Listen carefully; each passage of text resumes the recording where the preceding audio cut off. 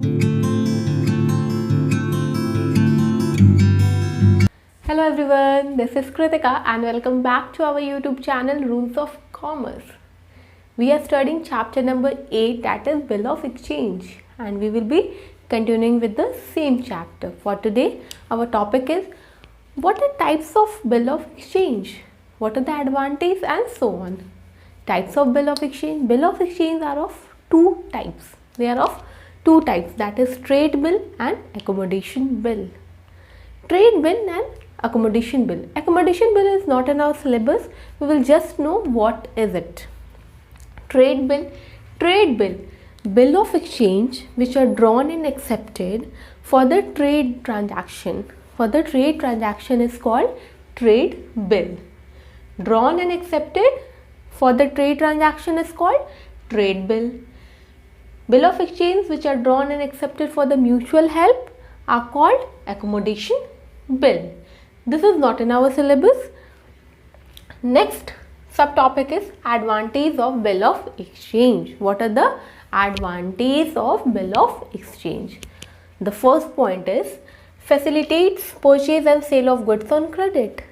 Bill of exchange क्या करता है, हमारे लिए काफ़ी इजी कर देता है परचेज और sale of goods on credit. हम उधार पे भी सामान बेच सकते हैं बहुत आसानी से, क्योंकि हमारे मन में एक अनकंडीशनल प्रॉमिस होता है कि हमें पैसा मिलेगा और हम प्रॉमिस कर रहे होते हैं कि हम पैसा देंगे. अनकंडीशनल प्रॉमिस करते ना to pay. Bill of exchange अगर हमने एक्सेप्ट कर लिया तो हमने प्रॉमिस किया है कि हम पैसा देंगे. तो खरीदने वाला और बेचने वाला दोनों ही बहुत आराम से रहता है, बहुत निश्चिंत रहता है. नेक्स्ट है serves as a source of finance. Bill of exchange को हम क्या कर सकते हैं, डिस्काउंटेड कर सकते हैं बैंक में, एनबीएफसी में, और हमें पैसा मिल सकता है. तो ये एक सोर्स ऑफ फाइनेंस भी है. थर्ड पॉइंट है easy to recover the amount. आप अगर नॉर्मल सामान खरीदते हैं, उधार पे अगर आपने सामान बेचा है, तो आप उस उधार को वापस लेने में आपको हो सकता है बहुत मेहनत करनी पड़े. बट आप जब बिल ऑफ एक्सचेंज के थ्रू करते हो क्रेडिट सेल, तो क्या होता है, बहुत आसानी से आप अमाउंट को रिकवर कर लेते हो, क्योंकि वो एक लीगल डॉक्यूमेंट होता है under the negotiable instrument act 1881. तो वो इंसान जो है, आप लीगली भी एक्शन ले सकते हो अगर उसने आपको पैसे नहीं दिए. पॉइंट है हमारा endorsement. Bill of exchange can be endorse to any other parties. तो ये क्या करता है, सेम पर्पस सॉल्व करता है जो हमारा कैश पर्पस सॉल्व करेगा. नेक्स्ट पॉइंट है सर्टेनिटी एज टू पेमेंट. हमें बिल्कुल अच्छी तरह से पता होता है कि हमें कब पेमेंट करना है, और सामने वाले को पता होता है कि हमें इस दिन पेमेंट रिसीव होगा. तो हम अकॉर्डिंगली अपना कैश मैनेजमेंट भी कर सकते हैं. नेक्स्ट पॉइंट है convenient mean of trade remittance. बहुत ही आसान होता है हमारा ट्रेड रेमिटेंस का रिसीविंग और मेकिंग पेमेंट जो है वो काफ़ी आसान हो जाता है with the help of bill of exchange. Next point है वैलिड एविडेंस ऑफ डेप्थ. हमने उधार लिया है, उधार में सामान लिया है, इसका एक वैलिड एविडेंस होता है जब हमारे पास एक बिल ऑफ एक्सचेंज होता है, क्योंकि वो एक लीगल डॉक्यूमेंट है. आप उस पर साइन करते हो, आप उसको एक्सेप्ट करते हो.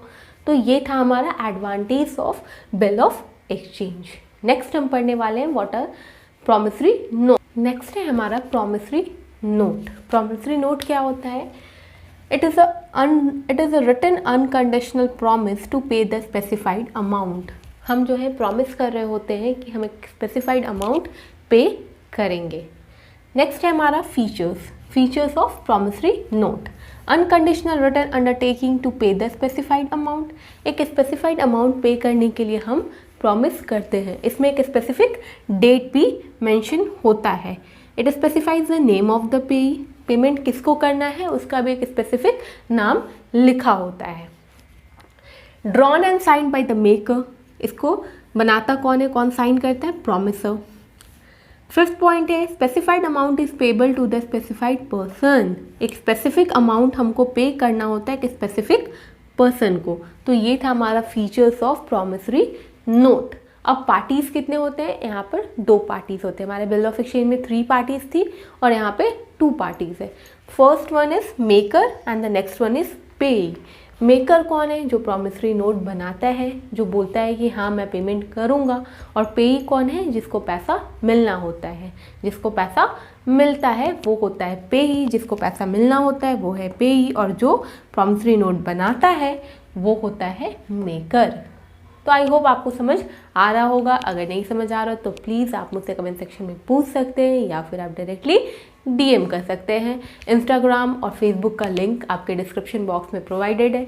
इवन के लिंक टू द नोट्स भी, वो भी डिस्क्रिप्शन बॉक्स में दिया होता है। नेक्स्ट है हमारा difference between bill of exchange and promissory note. तो यहाँ पे हमारे पास 7 डिफरेंस है। फर्स्ट है on the basis of drawer. Bill of exchange में क्या होता है? क्रेडिटर जो है वो ड्रॉर होता है। प्रॉमिसरी नोट में ड्रॉर कौन होता है? डेटर। नेक्स्ट पॉइंट है ऑर्डर।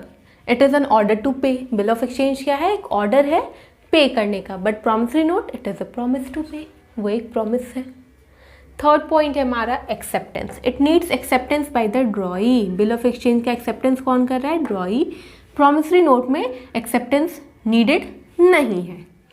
पार्टीज, अगर हम पार्टीज की बात करें तो बिल ऑफ एक्सचेंज में हमारा 3 पार्टीज है, 3 पार्टीज है, जबकि हमारा प्रॉमिसरी नोट में 2 ही पार्टीज है, मेकर एंड पेई।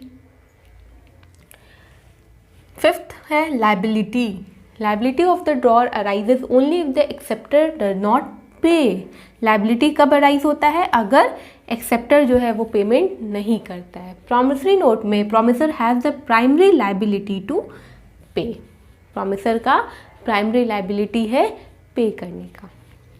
कॉपी की अगर बात करें, in case of foreign bills, अगर फॉरेन बिल्स है 3 कॉपीज आर मेड, 3 कॉपी होगा, but otherwise only 1 copy is prepared. अगर वो लोकल है तो सिर्फ 1 कॉपी ही सफिशिएंट है।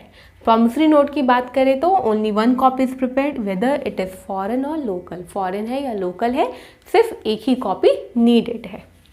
लास्ट हमारा है stamp. Bill payable on demand need not to be stamp, but otherwise stamp would be necessary. Bill payable on demand जो है वो स्टैम्प नहीं भी होगा तो चलेगा, but otherwise stamp would be necessary. और अदर केसेस में स्टैम्प जो है वो नेसेसरी है।